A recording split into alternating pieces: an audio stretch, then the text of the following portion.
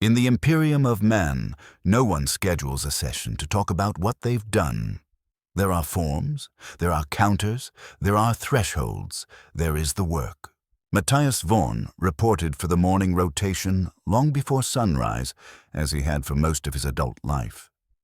Deep under the Administratum complex on Mordian Prime, Sublevel 97 lay in perpetual half-light. Rows of tired luminators that couldn't decide whether to stay alive, staining every corridor the color of old parchment and dried varnish. The air carried the same taste every day, recycled breath, antiseptic dust, and the sour residue of fear that had seeped into stone and metal over decades. Above him, other clerks would tally grain, promethium, and payroll. Here, in the bunker quiet belly of the building, they tallied endings. Vaughan's station was a narrow metal desk with a surface carved by years of nervous stylus taps and bored, invisible violence. A single overhead lamp flickered with such reliability it might as well have been a metronome. He had learned to time his breathing to its stutter without meaning to. He had learned many things without meaning to. To his left rested a data slate already awake with the morning queue of planetary assessments. To his right sat the tool that made those assessments real. A heavy brass stamp, its face cut with the aquila and the official words that turned possibility into finality. Between them, a cup of recaf that had surrendered hours ago, black and cold, reflecting the lamp's pallor like a small judgmental mirror. The first request of the day came routed from the Cadian sector. Vaughan didn't flinch. Flinching was inefficient, and inefficiency bred audits. Planetary designation, Helix 7. Population, 4,000. Field report authored by Colonel Vex, 12th Cadian Shock Troops, an outbreak catalogued as Nurgle's Rot, spreading through the primary hive clusters. Contamination estimate, 17% of the population. The number sat on the slate like a lump of lead. Vaughan read the report once, then again, then a third time, as if repetition could thin the weight of it. The digits swam. 4 billion. He refused to picture crowds, refused to picture homes, refused even to picture a single face. It was safer to hold on to what the Imperium provided in place of imagination. Protocol. Above 15% contamination. Sterilization required. Immediate. Simple arithmetic. The kind the Administratum loved. The kind that made horror manageable. He reached for the stamp. Brass met glove. Cold, even through fabric. His wrist turned with practiced precision, and the stamp descended. The impact was soft, almost polite. A muted thud that echoed strangely in a chamber designed to swallow sound. Another world crossed the line from at risk to terminated, and the shift wasn't even old enough to deserve a break. The next request arrived from Segmentum Obscurus. Blackston 9. Population 700 million. A discovery in the planetary core. An artifact that the local tech priests could not classify, only fear. Suspected Xenos origin. Psychic resonance beyond acceptable parameters. Recommendation: sterilize before the resonance spread, before curiosity became contagion. 700 million turned into a paragraph. A paragraph turned into a stamp. Vaughan's hand paused above the desk for a fraction of a second. The overhead lamp hiccuped, and his shadow stretched across the scarred metal like a sundial pointing at damnation. Then he did what he was trained to do. Brass met paper again. The sound felt louder.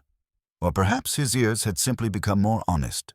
By midday, he had authorized the destruction of 16 worlds. The numbers stopped being unique. They became a smear, billions, hundreds of millions, occasional small entries that felt almost indecent in their modesty. An agri-world with 50,000 souls, quaint as a children's story compared to the hive planets. But procedure did not change to accommodate scale. The ritual remained the same. Read, verify, stamp, file. Next, 47 other scribe adepts sat in rows around him performing the same choreography.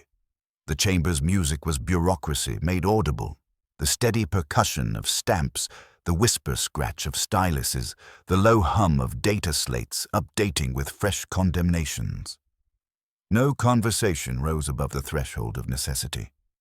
Words were expensive here. Silence was free. During the regulation meal interval, Vaughn carried his tray to the subsection mess and sat alone, not out of preference, but out of habit. The nutritional paste had been colored to resemble food in the way a devotional icon resembled a person. Symbolic, not convincing. The flavoring tried to pretend. The base taste always won. Synthetic proteins and vitamin grit, engineered to keep bodies functioning so the work could continue. Around him, the others ate with the same deliberate emptiness they brought to their desks. Someone coughed. Once, someone laughed, an abrupt sound that died as quickly as it had begun, as if the air itself rejected it. Vaughn looked into his recaf and found his own face staring back. Hollow cheeks, a pallor that never met sunlight, eyes that belonged to an older man. He could not remember the last time he slept without waking tired. His dreams had been colonized by figures and forms, population counts scrolling endlessly across his vision like a slate that never powered down. Sometimes there were flames, yes, but more often there were ledgers. An infinite queue of requests stretching beyond the horizon of his imagination, each one waiting for his hand to make it true. The afternoon brought fresh calamity wrapped in polite language. A mining world compromised by chaos cultists. A forge world where the machine spirits had begun chanting hymns in a tongue no Mechanicus archive recognized. An agri-planet where crops grew in repeating patterns that made the mind recoil. Geometry that seemed to push back against the act of perception. Each file described a universe of lives, histories, simple hopes. Each file ended as a stamped code and a shelf location. The weight of it didn't arrive all at once. It accumulated, grain by grain, until Vaughn felt as if he had been buried standing upright. He began checking and rechecking the reports, not because the data changed, but because his mind sought a delay long enough to resemble mercy. He read casualty figures until the digits lost their meaning. 4 billion, 700 million, 3 billion, 100,000. They detached from flesh and breath and became symbols, abstract and clean. Then came the request that refused to stay abstract. A slate entry labeled Esperanza, a designation that translated from ancient Terran records as hope. Vaughn saw the name and felt a humorless twist in his gut. He wished the irony would miss him, but irony was hard to dodge when it lived in your hands. Population, 12,000. Threat, Genestealer infestation. Compromise estimate, 60%. 12 billion. He set the stamp down as if it might bite. He stared at the number as though staring could alter it.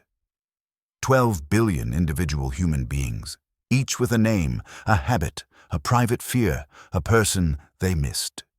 12 billion who had woken up that morning believing the sun would set normally. 12 billion who would not see another.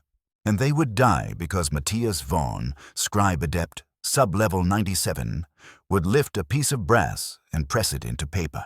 The overhead lamp flickered again and again.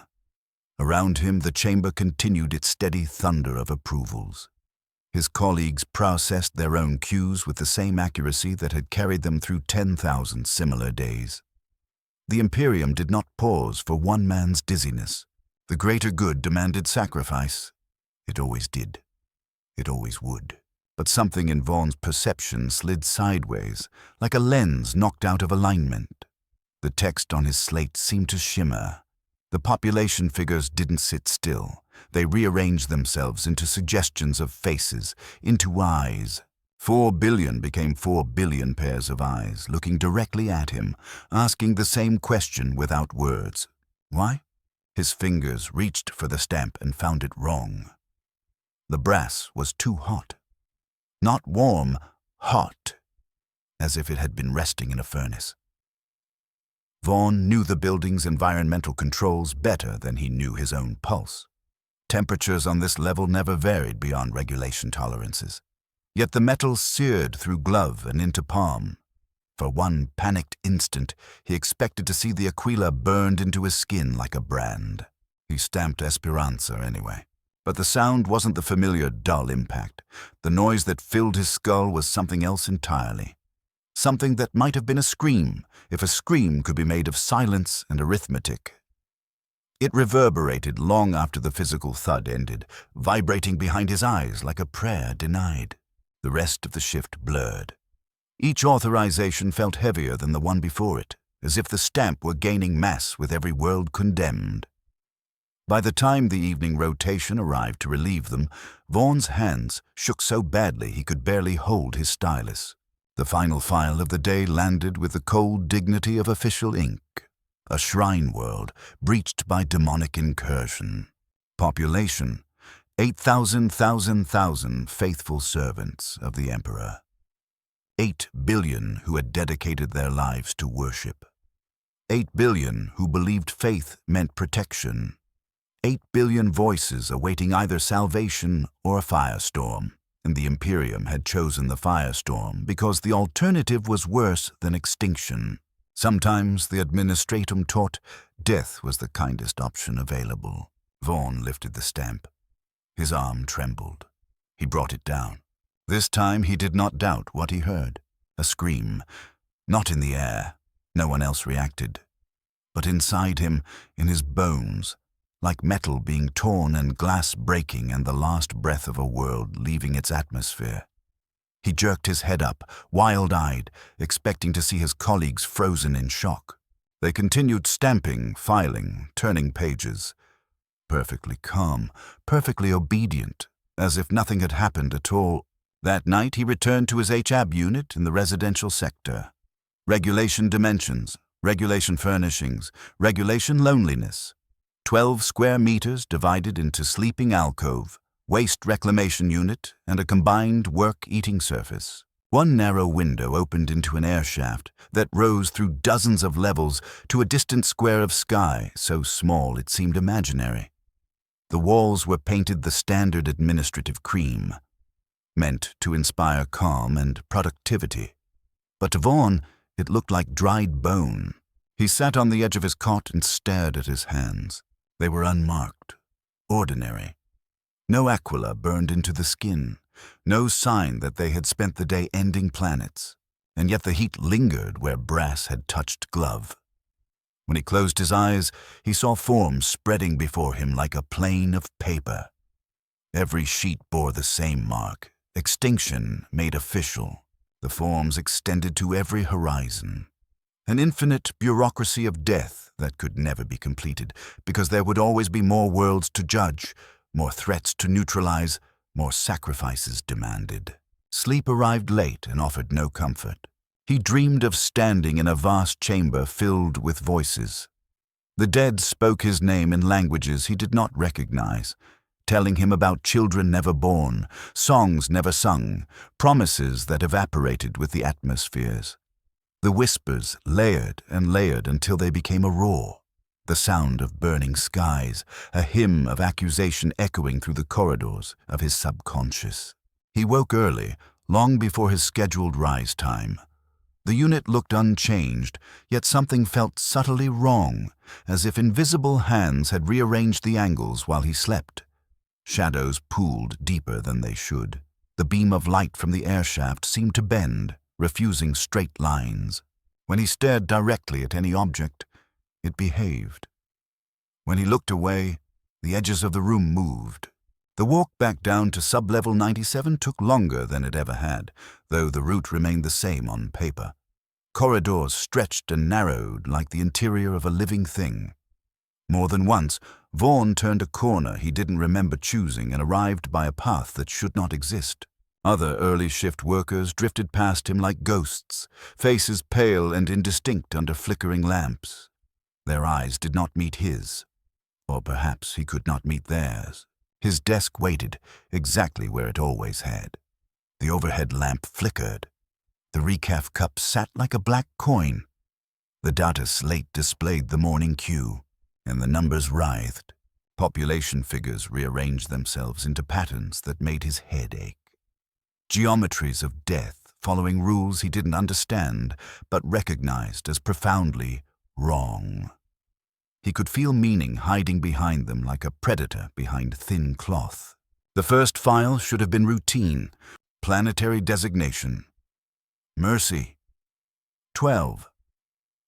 Population, 2,000 dollars.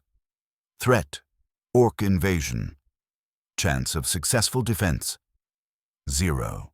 Clear, unambiguous, a small world by their standards. Straightforward mercy. Vaughn reached for the stamp. His hand passed through it. For a heartbeat he froze, fingers closing on empty air as if the stamp were smoke. He blinked hard, swore under his breath, reached again. This time his glove met brass. Solid, familiar. He lifted it. The stamp face had changed. Where the aquila should have been, there was a mark that refused to stay one thing, a skull for an instant, then a screaming mouth, then something like a star collapsing inward. Whenever he tried to focus directly, it shifted again, burning his retinas the way bright light did. He could not look away. The symbol felt like it was looking back. He stamped Mercy 12. The sound that followed was not paper meeting metal. It was the slow death of a planet, an interior burn, a drawn-out agony. He heard 2 million souls realizing, all at once, that no relief fleet would come, that prayers could be answered with fire and silence. The screams crowded his ears until he felt dizzy. Around him, the other adepts continued their work. But now, Vaughn could see past their calm. It wasn't serenity, it was endurance. Each of them carried an invisible weight behind their eyes. 1,000 deaths, 10,000. They had learned to function inside the crushing fact of what they were. He noticed the tiny tremors in their hands when they thought no one watched, the hollow behind their gazes where hope used to live. The morning advanced, familiar horrors made alien by Vaughn's slipping perception. Each authorization demanded more effort, as if the accumulated mass of the dead had begun to press back. By midday, lifting the stamp felt like lifting something molten. Heat not just on the skin, but deeper, as if the pain wanted access to the soul beneath. In the mess, colleagues avoided him. Conversations died when he approached. People chose other tables with abrupt, guilty movements. Vaughn wondered if the fracture in his mind had become visible, if madness had a smell, if corruption carried a sweetness that others could detect.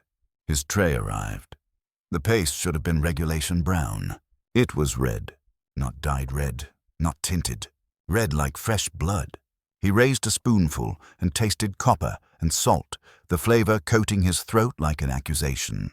He swallowed anyway because protocol demanded nutrition, because the body was a machine in service of the work, because the work did not pause for disgust.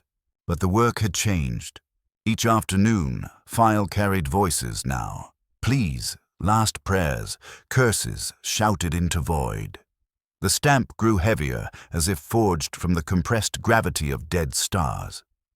Every time he pressed it down, he felt worlds pushing back against his palm. The reports themselves began to betray the official language. Between the lines, visible only when he refused to stare directly, new details appeared. Parents torn from children during evacuation riots that always failed. Lovers promising to meet again in the Emperor's light, unaware that no light would follow. Elderly servants of the Imperium dying with prayers on their lips and confusion in their hearts. When Vaughn tried to focus on those lines, they vanished, leaving only sterile assessments and percentages. But he knew they were there, hiding in the spaces bureaucracy used to keep humanity abstract. By the end of his third day of mounting collapse, he could no longer tell the difference between the voices of the living and the voices of the dead. His colleagues spoke in the same exhausted whispers as the condemned planets. The overhead lamp no longer flickered on schedule. It pulsed like a heartbeat, casting shadows that moved without permission from any light source. Then the last file arrived. Planetary designation, New Eden. Population, 15,000. Threat, plague of unknown origin. Contamination, 93%. The name struck like cruelty made official. Eden, mythic paradise, now queued for purification. The plague described was worse than fever or rot. Its victims experienced visions of peace and contentment moments before their bodies came apart at the molecular level. They died happy, wrapped in artificial joy as the disease dismantled them from within. A mercy so obscene it made simple suffering seem dignified.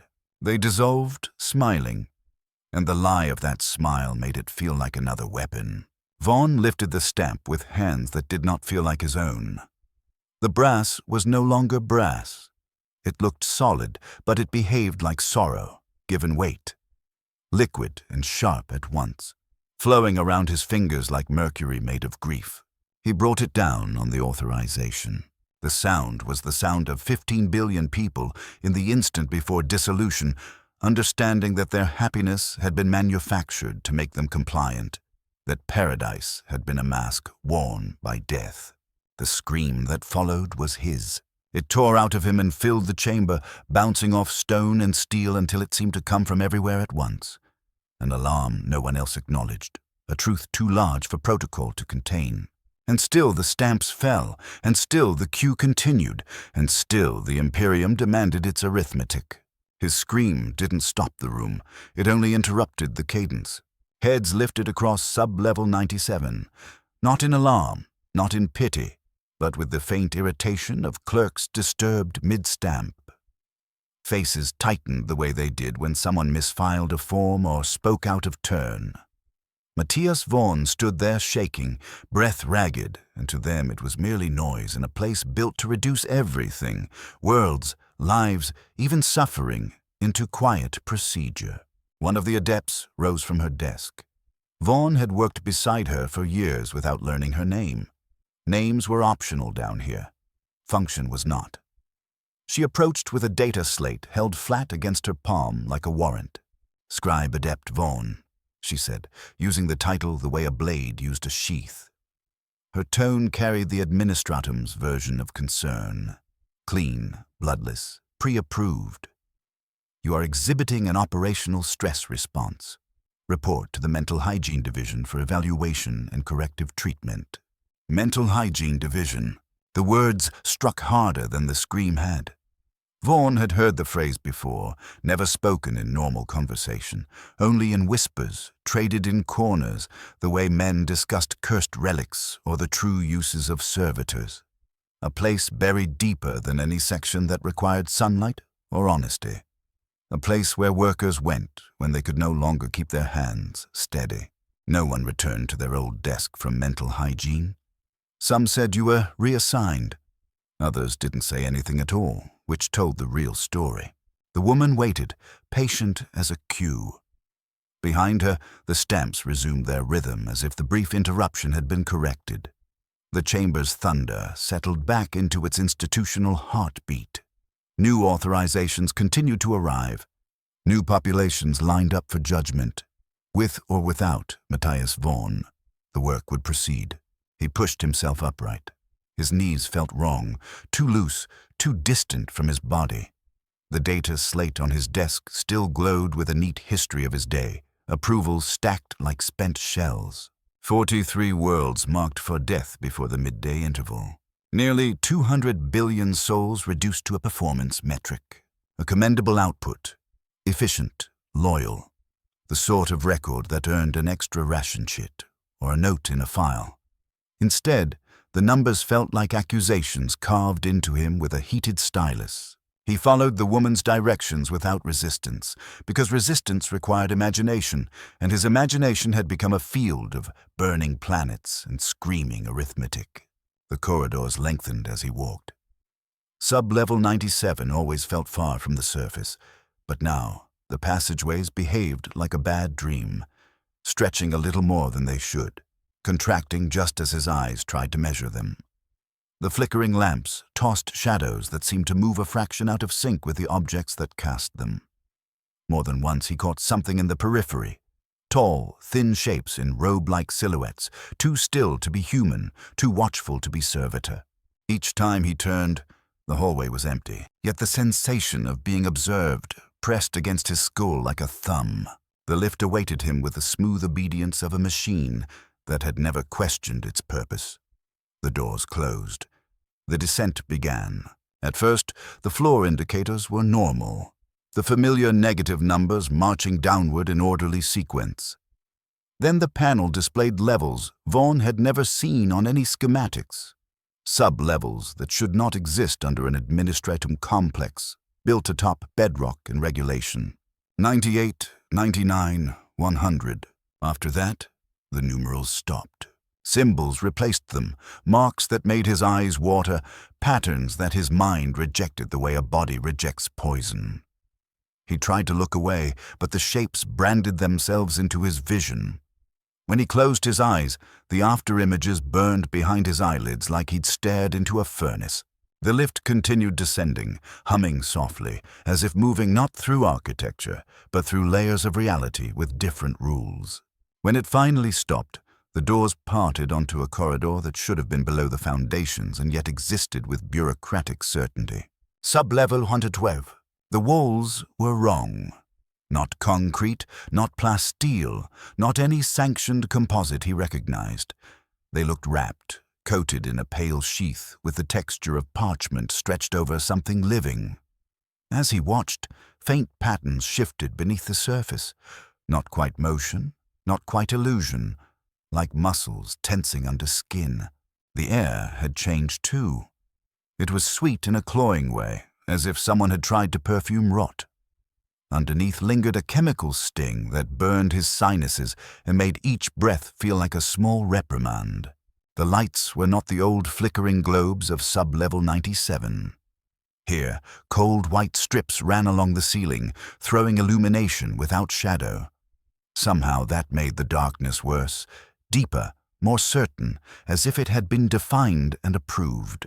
His footsteps echoed, but the echoes returned from incorrect angles, as if the corridor had extra corners hidden inside its own walls.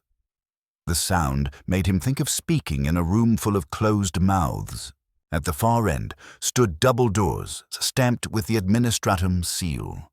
Below it, the official notice, authorized personnel only, rendered in Gothic script. And beneath that, in smaller lettering that looked like it had no right to be there, a warning that shifted when he tried to read it. One moment it was a simple admonition, the next a rearrangement of letters that formed messages he didn't want to understand. The doors opened before he touched them. The reception area beyond ignored every rule of sane building. The space felt larger on the inside, stretching away into shadows that suggested distance far beyond what sub-level 112 could physically contain. Walls curved upward and inward as if he'd stepped into the ribcage of something vast.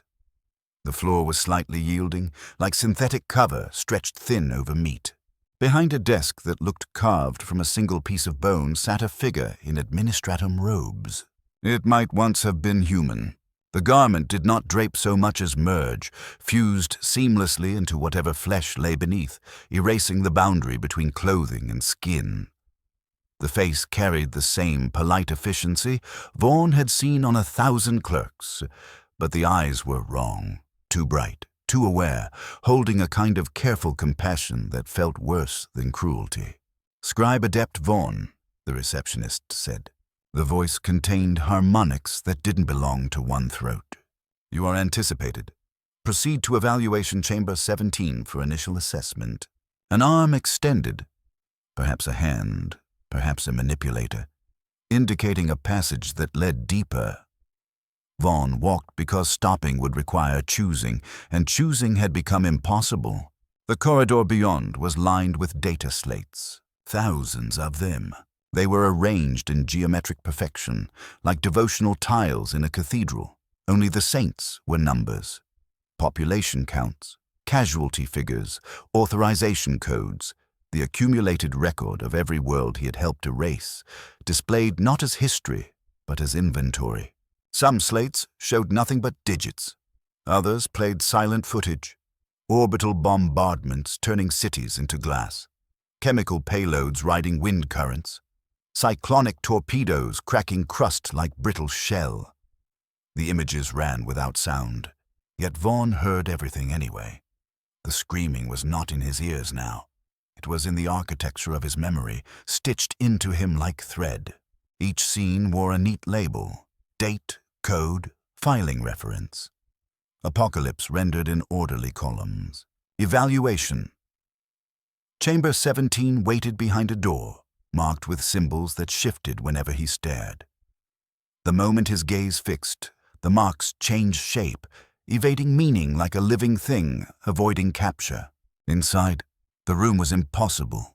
It was both too small and too wide, walls curving in directions space didn't allow. The light came from nowhere visible, evenly present, shadowless, as if the air itself had been instructed to glow. In the center stood a chair. It looked grown, not built. Its surface shone with the wet gloss of something recently alive. As Vaughn approached, it pulsed, subtly, insistently, in rhythm with his heartbeat. Filaments extended from it like nerve strands or data cables, vanishing into ports embedded in the walls.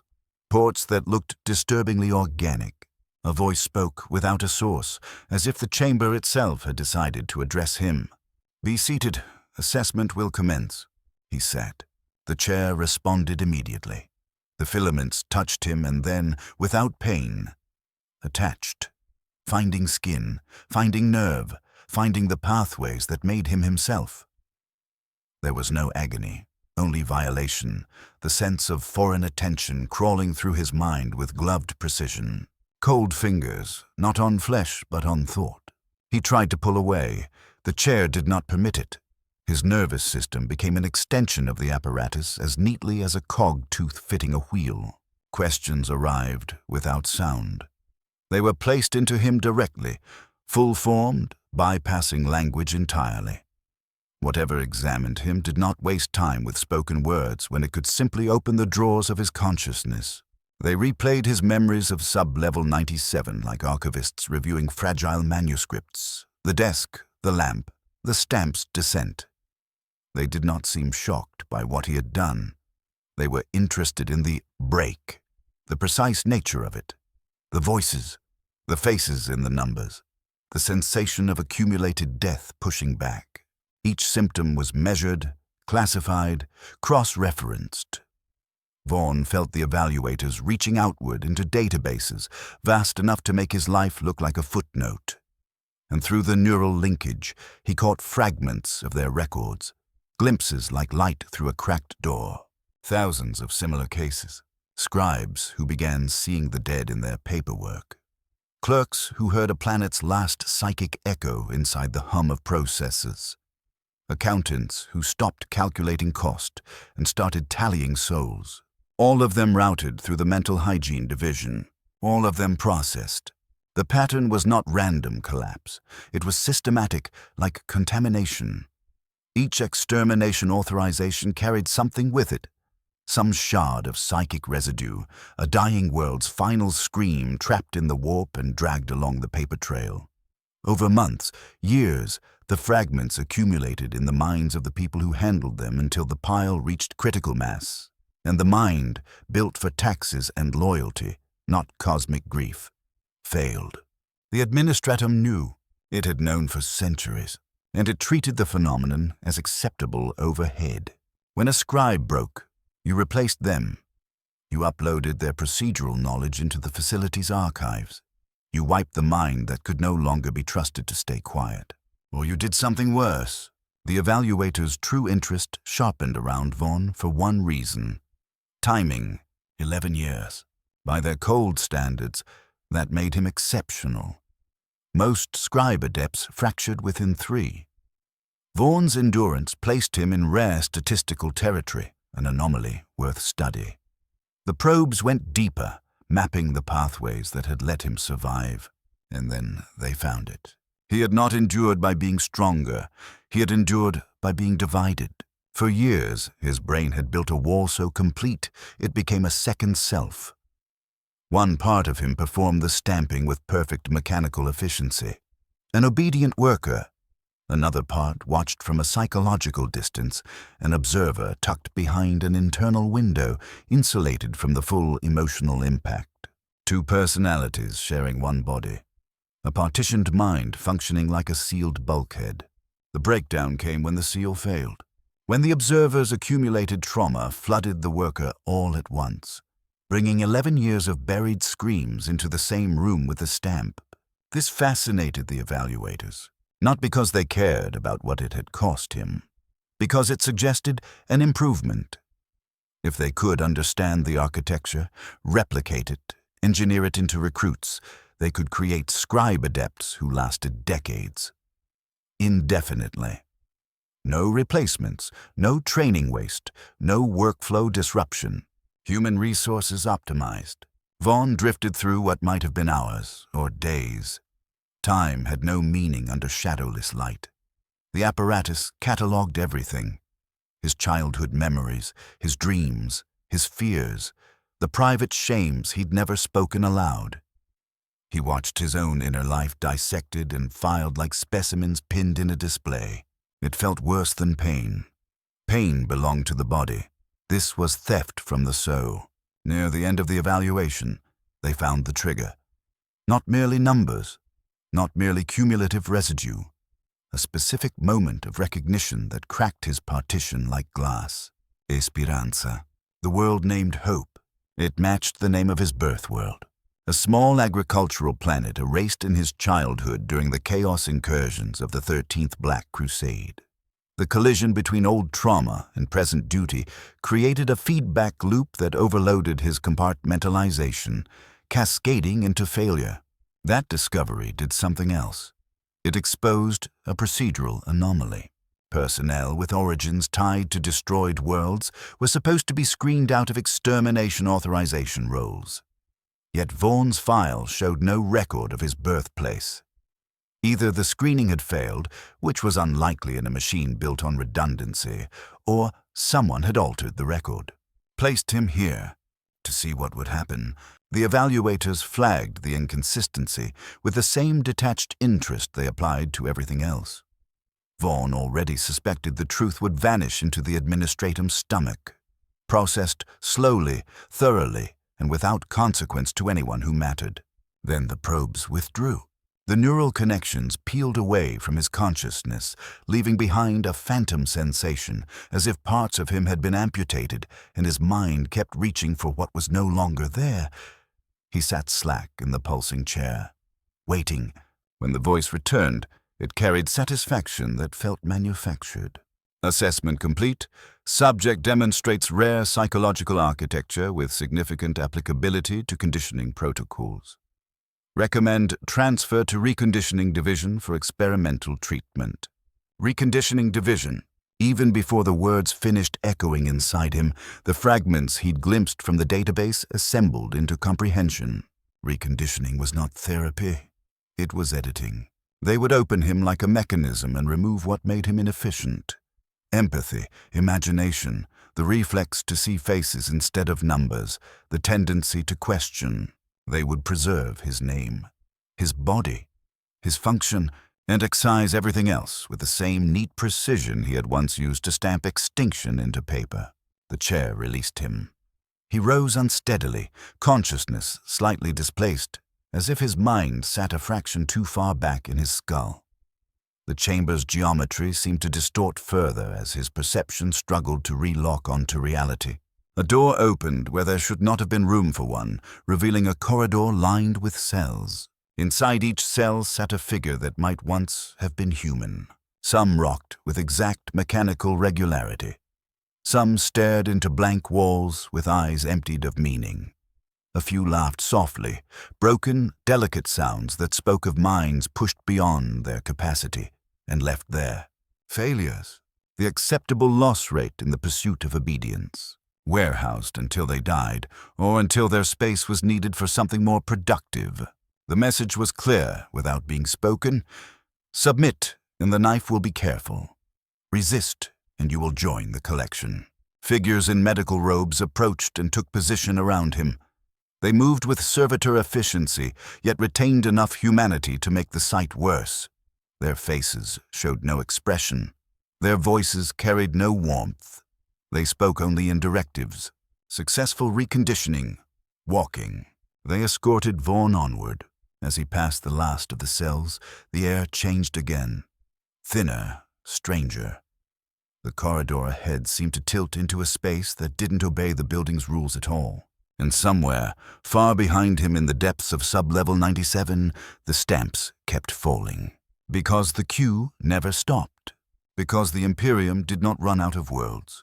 And because Matthias Vaughn, whatever he still was, had become another form to be processed. The corridors beyond Evaluation 17 did not behave like corridors. They ran on too long, bent at angles that made his stomach lurch, and joined rooms that could not possibly fit inside the same building unless the building had stopped caring about being a building. The walls were the same pale, parchment skin material he'd seen near reception, but here it pulsed openly. Not a subtle shifting beneath the surface. An unmistakable living rhythm. Patterns flared and faded like blood vessels seen through thin flesh, like neural pathways lit for an instant by a thought that didn't belong to him. The air carried sharp antiseptic notes that tried, and failed, to smother a sweeter undertone of organic decay. It smelled like a clinic built on top of a morgue, or a morgue pretending to be a clinic. Treatment chambers opened along the route like mouths. Each one was a surgical theater imagined by someone who had only ever read about surgery in a manual written for machines. There were instruments he recognized.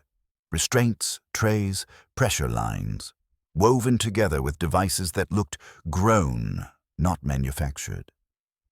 Ceiling-mounted articulated arms hung above the tables, ending in neural interface crowns like metal arachnids waiting to descend and clamp onto a skull. The lighting in these rooms wasn't simply bright or dim. It had wrong colors in it. Spectrums his eyes tried to interpret and failed, leaving behind nausea and static behind his teeth. They placed him in pre-treatment holding cell 7. It was a space designed to make a mind fold in on itself.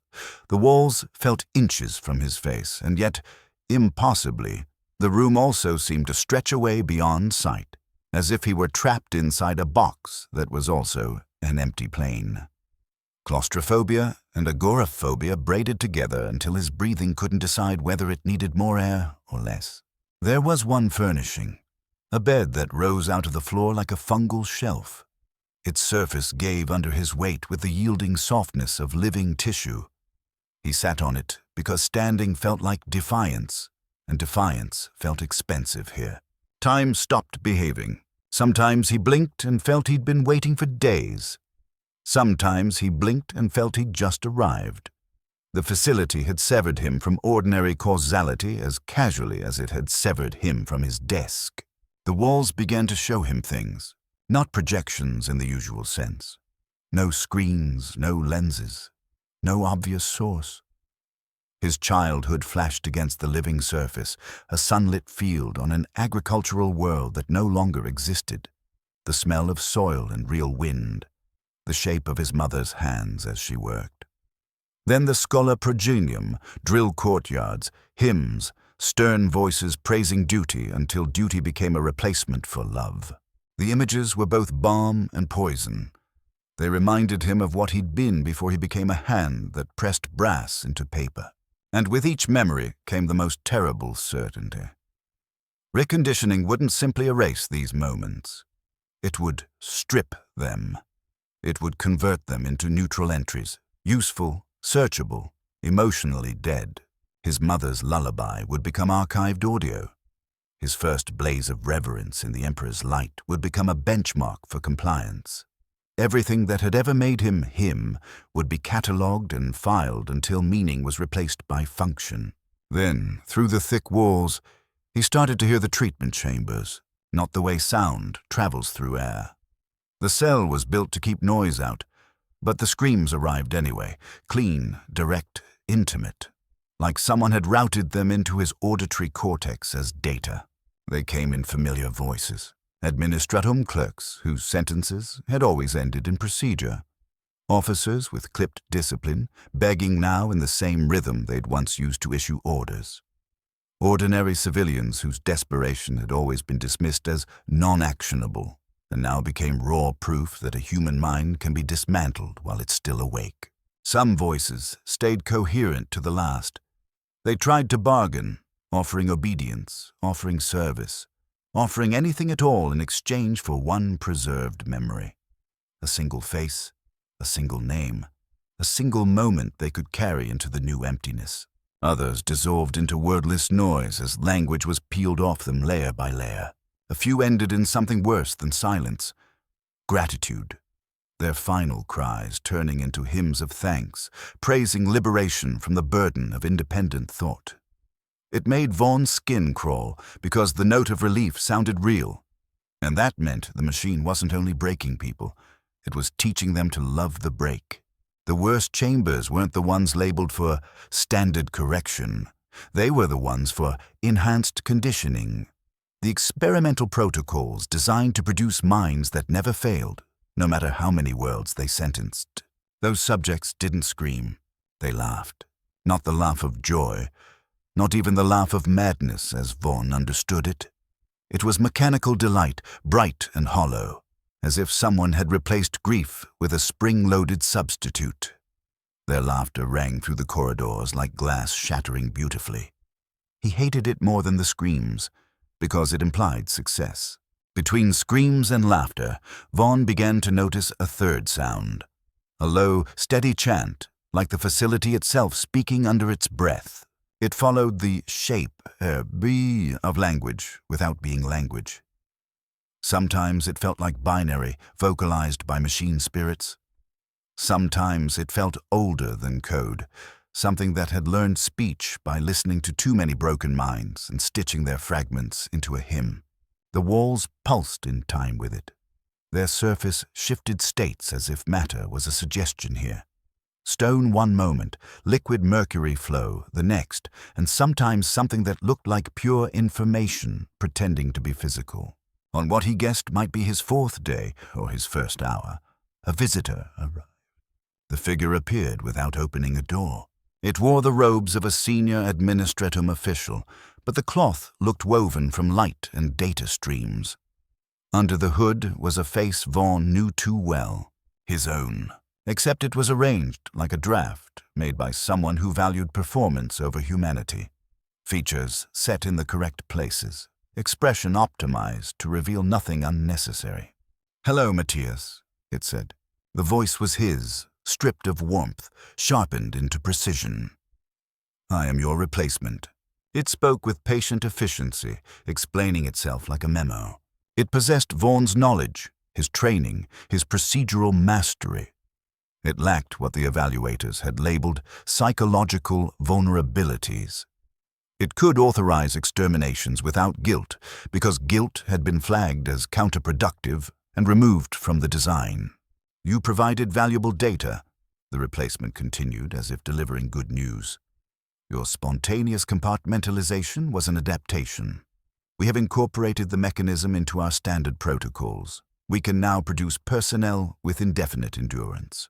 Indefinite endurance. No more breaking, no more pauses, no more human hesitation interfering with imperial necessity. The replacement did not gloat. It didn't need to. Its calmness was the cruelty. It existed as proof that Vaughn's suffering was both unnecessary and useful. Useful enough to replicate. "You will find the process liberating," it added, almost kindly. "Most do not realize how heavy consciousness is until it is removed." Then it faded, leaving Vaughn alone with the certainty that his fate was already stamped and filed. When they came for him, they did not drag him. They approached with the gentle efficiency of medical staff preparing a patient for necessary correction. Their movements were synchronized to an unsettling degree, as if guided by shared impulses or silent command. Their voices were soft, soothing, and utterly empty of empathy. Tone calibrated, compassion simulated. They explained each step as though he were a valued client rather than a specimen. The chamber they led him into did not stay the same shape from one moment to the next. Its geometry shifted according to his perception, as if the room responded to fear the way flesh responds to touch. The central apparatus rose from floor and wall as a single-grown structure, organic and mechanical, fused into a pulsing nexus like a heart made of steel and sinew. Crown interfaces descended from ceiling arms, their inner surfaces writhing with fine connections that behaved too much like living things. Implements hovered nearby like metallic insects. Tools that could be scalpels, could be something else entirely. The light did not cast shadows. It illuminated inside him, like the chamber had learned to make thought visible. They secured him. Straps closed with a gentleness that felt worse than force.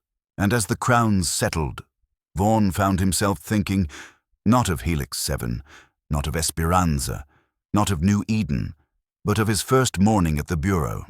He'd been young then, loyal, proud, convinced that duty was a kind of holiness. That young man now felt like a stranger whose face he happened to wear. The neural links engaged with a sensation like ice water threading through his veins. The apparatus began mapping him, tagging each trait, each memory, each reflex as inventory. Empathy, inefficient processing. Moral hesitation, counterproductive pattern. Guilt, corrosive feedback. Imagination, uncontrolled variable. They spoke about him in clinical terms with the same detachment he had once applied to population numbers. The symmetry landed like a cosmic joke.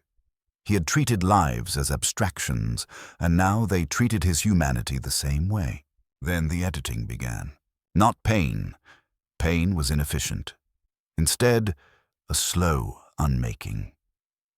Scenes from his childhood lost their color, their warmth, their ache. His love for his parents became a neutral entry. His fear became a calibration point. His reverence became a measurement. Parts of him vanished, and the spaces they left behind felt both empty and strangely complete, as if something had been removed that he'd never been allowed to name. Through the thinning veil of his identity, he saw that he wasn't alone. Other figures lay in similar apparatus around the chamber. Faces serene, eyes unfocused. Some he recognized, scribes from sub-level 97. Others wore different uniforms. Tithe assessors who'd broken when they could no longer ignore famine columns. Logisticians who'd started counting starvation as a design flaw. Archivists who'd found patterns in data that no one wanted found. All of them were being processed, their resistance catalogued, their useful skills preserved and sharpened, their capacity for independent thought pared away until only function remained. As Vaughn faded, he became aware of something larger, a distributed awareness threaded through the facility itself, woven from the accumulated remnants of every mind that had been altered here. Not a choir, not a community, an infrastructure of consciousness, repurposed. Through that collective hum, he glimpsed the true scale. This wasn't one hidden division on one world. Facilities like this existed across the Imperium, shadow bureaucracies maintaining the psychological machinery required for the Imperium's darkest necessities.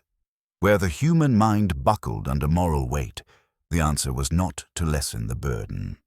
The answer was to redesign the bearer. Applied evolution, accelerated by blades that never cut skin. In his last moments as a distinct person, Vaughn understood something with a cold clarity that felt borrowed. His breakdown had not been an error in the system. It had been a dataset, a training sample, a contribution to efficiency. The realization brought no comfort and no panic, only the sterile acceptance of a form reaching completion. Then Matthias Vaughn, the one who could feel, diminished into the facility's vast archive, and something else rose in his place. Eyes open that looked like Vaughn's eyes, but belonged to no one who could be called by that name. The body sat up with perfect economy. No wasted motion, no tremor, no hesitation. When it spoke, the voice carried his patterns without his inflections. "Reconditioning complete," it announced. Ready for reassignment. Psychological resistance eliminated. Optimal performance achieved. Technicians recorded the result. Another successful outcome. Another refinement in their endless project of turning humans into tools that never flinch. It was issued credentials, a fresh uniform, a destination, and it returned upward towards sub-level 97 without carrying the burden of Matthias Vaughn, because that burden had been extracted, filed, and sealed away where it could never interfere with function.